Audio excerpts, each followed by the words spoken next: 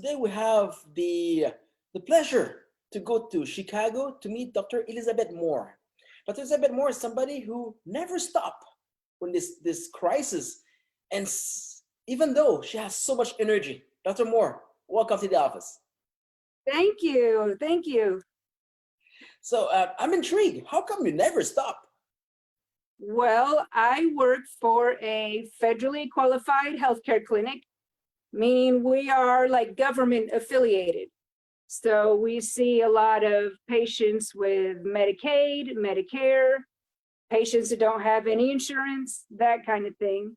And, being affiliated with the US government, we just kind of went by whatever their rules were, in addition to what the ADA said, the Illinois Department of Public Health, and what it all came down to was we needed to stay open for emergencies.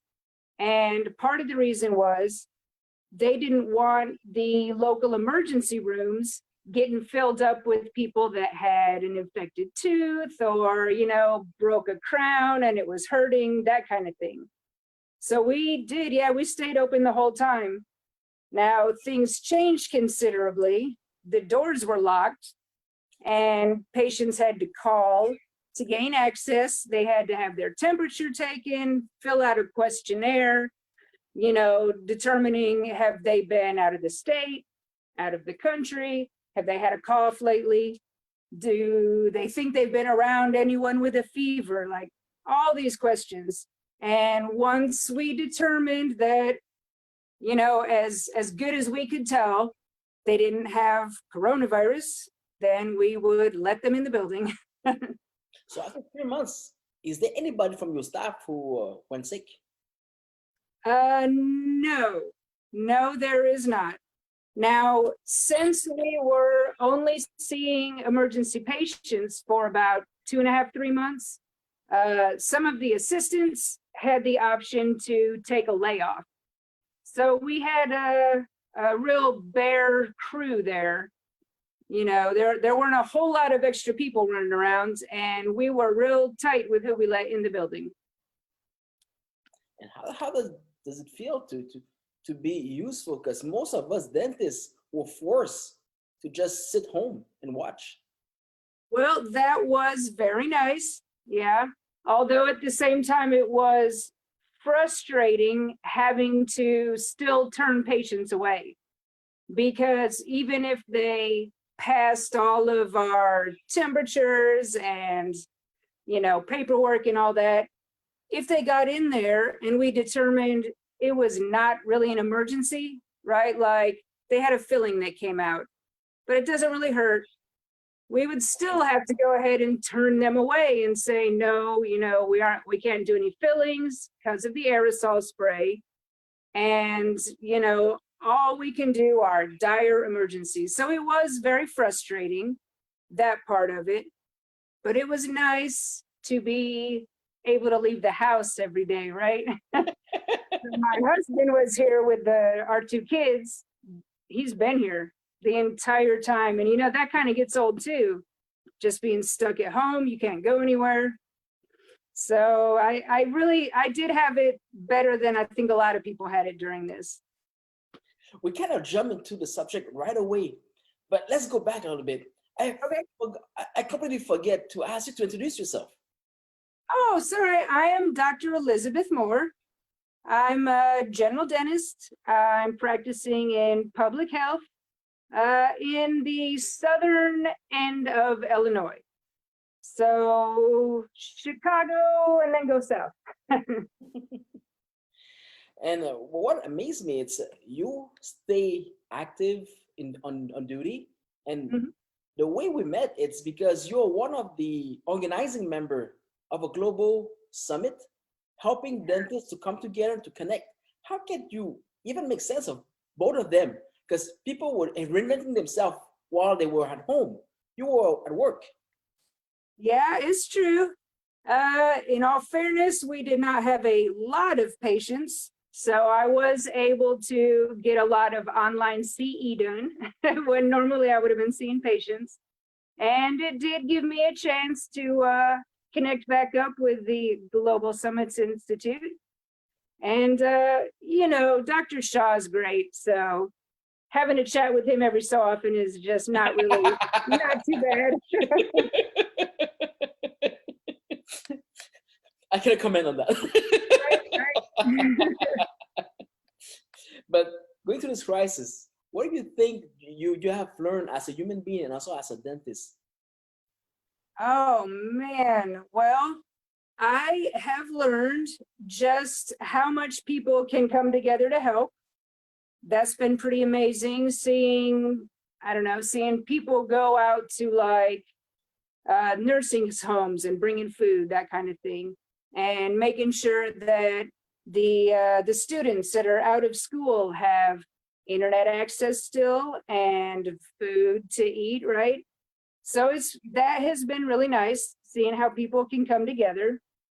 At the same time, there's like always the flip of that coin where you see some people that for whatever reason just do not seem to care about this deadly virus. And they would be so upset that they'd have to wear a mask or get their temperature taken.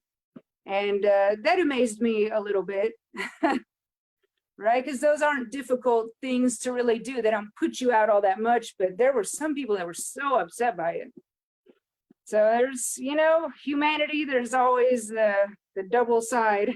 I really hope that I'm wrong here, but a lot of sources saying that we are getting into a second confinement.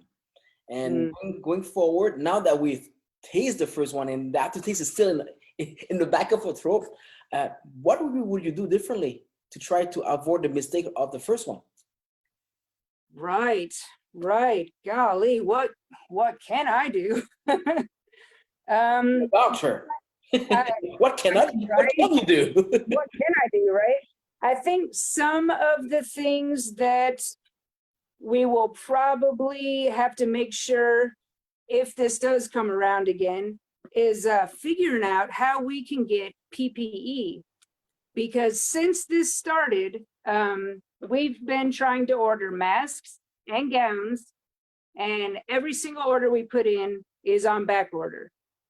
Now, luckily, being government affiliated, we had quite a stockpile before this. But as this drags on, we are getting low. We're getting low on masks. We're getting low on gowns. I know a lot of other places have had that problem going on for quite some time, but it's just starting to catch up with us in Southern Illinois. And so having to reuse masks and gowns and things, that's not ideal. I don't know if there's any way around that, because hoarding stuff isn't helping people either. It's a tough spot to be in. It's hard to say. I think probably one of the main things we can do better is explaining to our patients what's going on, why we're having to do the things we're doing, and what they can expect when they show up there. I think that would help out a lot too, because no one really knew what was going on. They didn't know what was open, what was closed, where they were allowed to go, these kind of things. And so after a while, I mean, you understand people's frustration because they're trying to get to the dentist or wherever, and they just can't be seen. So, I mean, it's hard to know a way around it. It really is. Have you heard any other good suggestions from people? Actually, I did, because we were on pause, most of us, and we were looking at the PR that we face as the public that we treat love us, the public that don't have access to us hate us. And you said that it's amazing how people can come together. I can give you a lot of examples where dentists were getting crushed because we're saying that we don't have enough PPE, we're being closed down. We were an easy target because people would just put the fist around. And as a profession, we came together and say that we have to fix this, because there's a lot of frustration built in, and usually nobody say a word about it. But Right. in a crisis of solidarity, when we came out, every time we get hammered down, this is a message. So I think that as a profession, we have to rethink the way that we operate, and also we have to rethink the way that we distribute ourselves. There's no better words to that, because we're not that affordable, we're not accessible, and we think that we are the kings of the world. And we had a book about it and said that we went from 100% relevancy to 3%, and you said Right. we were full of patients, and then suddenly throughout the world we have 3 patients of 100. Yeah. That speaks volumes about who we are. Oh yeah. Oh yeah. And Illinois is slowly opening back up again. And so I think today we were starting to schedule patients for just regular type of things, fillings, back to school exams. We're scheduling them in October. Yeah. Because you have to space them out, or because there's so many of them? Well, just, yeah. I mean, we try to see a lot of patients in a day. And so having to cancel 2.5, 3 months worth of patients and now trying to get them back in. But of course, we also still have the walk-ins, the emergencies, the people who probably needed to see us during the coronavirus, but stayed home. They're coming back in now. And man, it's just, people they already complain down here anyway that it takes so long to get into the dentist. And now it's just even worse. I can share with you that I've spoken with a lot of our colleagues from Canada and United States. And what we've seen, because most of us has open for about a month now, people were lining up to go to the dentist, because for 3 months, they have the time to think on what they were missing out, or what they have that they couldn't just get through. So we thought that people would be scaring to going back to the dentist. Absolutely not. Most clinics, I think, reopen at nearly 80% to 100% of the capacity, even if the hygiene was spaced out. Yeah. Yeah, same here. We try to have a policy. We have our regular schedule, and then we plan to take 3 walk-ins, 3 emergencies in the morning and 3 in the afternoon. But lately it's been like 4 or 5 at least, because I don't know if it's just me, or probably it would be most dentists, but I just don't have the heart to turn them away. If they've come there, they're waiting in line, they've gone through all this stuff, we'll make time to get them in. But That's of course, to be a doctor, right? This is really what it is to be a doctor. Yeah, exactly. Yep. But of course, on top of all the extra patients we're trying to get in, now everything is just slightly more inefficient, right? There's just that much more paperwork. There's that many more steps of things you have to do. But I got to say, most of our patients have been pretty understanding about it. A good percentage. I feel like you're holding back something. Well, there's always those few that I think it's probably hard to make those people happy, but we try. I'm gonna ask you an unfair question. Since you never stop, but you did have time to catch up on your C credit. But a lot of our peers, because they spend time at home, they have time to rethink everything. And some of them re-question their place in the profession, and also how to justify that we're sacrificing so much for so little. I'd like to have your point of view on that. I don't feel like we're sacrificing for so little, I guess. Of course, I have been working the whole time off and on, but I feel like we get a lot of reward for what we do, At the very least, you are actually helping people out, making a difference in their lives. Maybe you're relieving their pain, making them feel better, making them feel more confident to smile or interview or whatever. So for me, I mean, that goes a long way. And, we are reimbursed financially, which is pretty solid. You get a lot of opportunity too. As for instance, with Dr. Shaw, I have met dentists all over the world that I don't think there's any way I would have, met up with these people, these interesting people from all these different countries, without being in this profession. So I don't know. I feel like in really any profession, there's going to be a give and take. There's going to be, a little bit of sacrifice. There'll be a little bit of benefit. But as far as I'm concerned, I'm pretty happy with my choice of profession. You look pretty solid. This is what's coming up from the screen. Great. You know who you are, you know what you can do, and don't mess with you. I wish I felt that way all the time. Tell me that I'm wrong. Tell me that I'm wrong. Nah, I guess not. I told you, making for fun here. I think I've been called tenacious before. Numerous times, actually. So how do you think that moving forward, this experience would have changed you?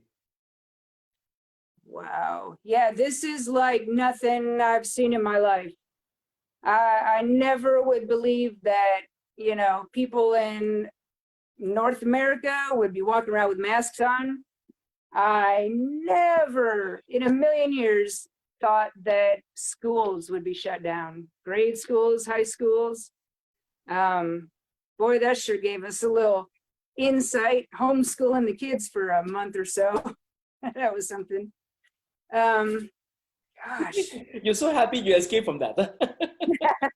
I have to admit, I think I got off pretty easy with that one. Yeah, because that gets rough after a while. It sure does. Yes, we got to give praise to the teachers too. Thank you. I think that's the time to recognize the value of each individual in society. Yes. We never say thank you enough. Yeah, and I think that's a real good thing to remember about this going forward. The people that maybe we didn't think about much or whatever, that we now realize without them would be pretty crazy. Right? I mean, even just like, the people that had to work at gas stations this whole time, or the restaurants or whatever, those are things that you really just kind of have to have. You got to have food, you got to be able to get where you're going. And I think probably most of us didn't really give that a second thought before this. Just how it takes everybody, all kinds, to make our society. Gratitude. I love the message. So I'm going to join you on this. All the teachers, we thank you for your work, for your humility, and also we are apologizing for every time that we pass you by without knowing what you're doing to all of us. Absolutely, yes, absolutely. There's a special little person here who was very polite while I was interviewing with her mom, Dr. Elizabeth Moore. And your name is Mary Moore, right? Mary Starrick, actually. Mary Starrick. Mary Starrick. And tell me, Mary, why have you stayed that shy and that quiet? Because I know this is important to my mom and I don't want to mess it up. Wow, that is very kind of you. It is. Thank you, darling. That's very kind of you. And I have to, how old are you? I'm 10. You're 10 years, and are you going to school? Yeah. You don't seem sure. That's an easy question. Yeah, go on. Tell them what's going on. You're going into 5th grade. I'm going into 5th grade, but quarantined. But quarantined. What's that quarantine? Quarantine, no. Yeah, they're stuck at home still. Yeah. And what do you do when you're home? I lay around with my cat and paint. Okay. So now I have a special question for you, Mary. How does it feel to see that you're stuck home with your dad and mom has to go to work? Sometimes hard. It is. Why is it hard? To be stuck home or to see your mom go to work? To see my mom go to work and to be stuck at home. You know what's your mom doing? She's Yeah, helping she's a people. dentist. She's helping people. And this is what it means to be a doctor. Would you like to become a doctor someday? Yeah, cool. Kind of want to be a scientist when I get older. Ooh, science is good. Okay, scientist is way smarter than a doctor. Whoa, what happened here? The cat My jumped kid- on the table. Earthquake! The cat quake. So let me ask you, you know that the people who are watching us are mainly doctors? So we'd like to hear from you. What does it mean to be a doctor from your point of view? It means to help people, and even when you don't want to go to work to help people. But why is it so important to help people? Because if you don't, people will get hurt and maybe even die. You know, when you're gonna become a doctor, I want you to be my doctor. There you I like go. that way of thinking. Is there anything else you'd like to share with the world as we are talking to them? I have 3 free kittens at my house right now. He's in Canada, sweetheart. There's one. Yeah. And I'm a painter. A painter, it's true. You got a little paint right there. I do. So you're invisible, you want to be a doctor, and you're already a painter. Wow. Yep, You have such a bright future in front of you. it's But true. remember, if you become a doctor, I want you to be my doctor. Okay. I like people who likes to help other people. Harry, now you know what your mom's doing. This is part of her work to inspire people. And you just did. You just inspired a lot of people. Good job, baby. Are we gonna put your interview first or your mom first? Ooh, your choice. Me. You. This brings me to a hard question. You're all about strength, you're all about stability, and I think that this, I don't have to say it, everybody can feel it through this interview. But right now, you talk also about masks. You talk about some people who just don't care, and we're feeling that there's a culture of fear that our politicians like to cultivate at this stage. And as a dentist, we kind of in the middle of it, without putting any of us in hot water. But how do you react to that culture of fear, and what can we do? Well, generally for my patients, I usually just listen to them. Quite frankly, I usually just let them talk and they'll explain their fears, they'll get them out. And I think for some of them, just knowing that someone's actually listening to them kind of helps, kind of alleviates their fear. And, you know, I don't have to agree with anything they say, or, you know, maybe I do, maybe I don't. But it really doesn't matter because I'm not trying to offer my opinion. I'm just trying to listen. Just listen to the patient, and you know, you always can learn things from your patients and people in your life. So who knows? Maybe they'll have something to teach me. But Just teach you something to listen yeah, and putting your opinions aside. That's something new for doctors. This is something great to learn. yeah. I just listen to them. Dr. Moore, I feel like you have so much more to offer, but I'm looking at the time frame here, and I would love to have your perspective on the fact that I'm asking all my guests to finish the interview with a message of hope.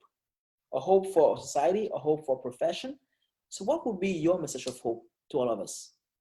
Ooh, my hope is that we can all come together and, I don't know, beat this somehow, but, you know, just come together. A little understanding goes a long way, I have found.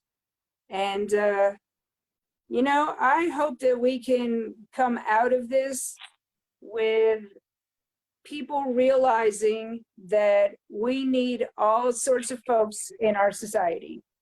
And you don't have to be like, I don't know, the best or the highest paid, or, you know, you don't have to be whatever, but you matter anyway. And it takes all of us. We just all have to come together and try to understand everyone else's perspective. I think that'll go a long way. That mirrors an amen. Amen. No, it's a beautiful message. It's a beautiful message. Dr. Moore, I don't know what to say. I didn't have a clear picture of what we'll be having today. I was looking for fun. I did find a lot. But that message by the end of it was so much hope and kindness all in one. And to all of us, doctor, we have to listen more and to put our opinion aside. This is, I think, this is the key to lasting in this profession. Yeah, it does seem to go a long way. So Dr. Moore, I hope this will not be a last. We'll be around, and hopefully in a few months from now, you can come back and tell us that. How have you resumed and survived your resuming? Yes, yeah, let's do it. We're looking for fun. This was a lot of fun, Elizabeth. Yes, it was fun. It was great talking with you. Nice meeting you. Bye-bye. All right, bye-bye.